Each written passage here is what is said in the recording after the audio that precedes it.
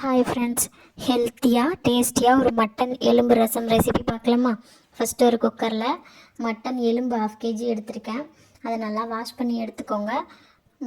அதுக்கப்புறம் ஒரு பெரிய வெங்காயம் கட் பண்ணி எடுத்துக்கோங்க. அதுக்கப்புறம் மீடியம் சைஸில் ஒரு தக்காளி, அதையும் நல்லா கட் பண்ணி எடுத்துக்கோங்க.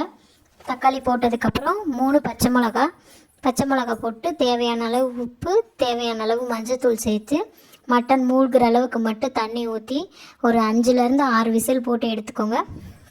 விசில் போட்டு எடுத்ததுக்கப்புறம் வேறு ஒரு பாத்திரத்தில் 2 ஸ்பூன் சீரகம், 2 ஸ்பூன் மிளகு எடுத்துக்கோங்க. அப்புறம் தோல் உரிக்காமல் ஒரு பெரிய சைஸ் பூண்டு, அதையும் எடுத்துக்கோங்க. எடுத்து தனித்தனியாக இடித்து வச்சுக்கோங்க. இடித்து வச்சதுக்கப்புறம் ஒரு கடாயில் 1 ஸ்பூன் ஆயில், 2 வரமிளகா, ஒரு கைப்பிடி கருவேப்பிலை சேர்த்து நல்லா வதக்கி விட்டுக்கோங்க. கொஞ்சோண்டு பெருங்காயமும் சேர்த்துக்கோங்க.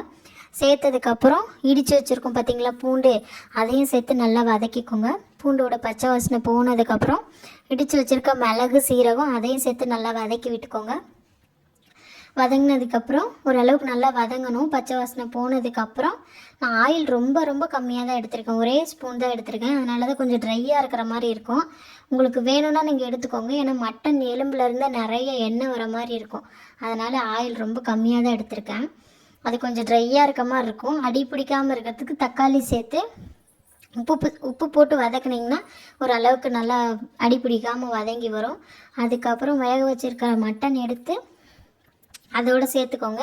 சேர்த்ததுக்கப்புறம் மூடி போட்டு நல்லா ஒரு 5 to 10 மினிட்ஸ் தேவையான அளவு தண்ணி ஊற்றி நல்லா அதை வேக விட்டுக்கோங்க. அப்போ தான் அந்த எலும்போட சாரெல்லாம் அந்த ரசத்து கூட சேர்ந்துருக்கும். சேர்ந்ததுக்கப்புறம் மூடியை ஓப்பன் பண்ணி நீங்கள் சூப்பாக குடிக்கிறீங்கன்னா நீங்கள் அப்படியே யூஸ் பண்ணிக்கலாம். இதோட சாதத்தோடு மிக்ஸ் பண்ணி சாப்பிட்றீங்கன்னா ஒரு லெமன் சைஸ் அளவுக்கு புளி கரைச்சி வச்சுருக்கேன், அதையும் சேர்த்துக்கோங்க. அப்போ தான் அந்த சாதத்தோடு சேர்த்து சாப்பிட்றப்போ டேஸ்ட்டு நல்லாயிருக்கும். நீங்கள் இல்லை நான் சூப்பாக தான் குடிப்பேன் அப்படின்னா நீங்கள் அந்த புளியை ஸ்கிப் பண்ணிவிட்டு நல்லா கொதித்ததுக்கப்புறம் மல்லித்தலையை போட்டு இறக்குனீங்கன்னா சூப் ரெடி ஆயிரும். இல்லை எனக்கு சாதத்தோடு தான் வேணும்னா நீங்கள் புளி ஆட் பண்ணிங்கன்னா டேஸ்ட்டு கொஞ்சம் நல்லாயிருக்கும். அதுக்கப்புறம் ஒரு பவுலில் நமக்கு எவ்வளோ தேவையோ அவ்வளோ எலும்பு சூப்பெல்லாம் எடுத்து போட்டு 2 ஸ்பூன் பெப்பர் போட்டு நல்லா குடிச்சிங்கன்னா சூப்பராக இருக்கும். நெஞ்சில் இருக்கிற சளியெல்லாம் அப்படியே பறந்து போயிடும். வீடியோ பிடிச்சிருந்தா லைக் பண்ணுங்கள், ஷேர் பண்ணுங்கள், கமெண்ட் பண்ணுங்கள். தேங்க்ஸ் ஃபார் வாட்சிங்.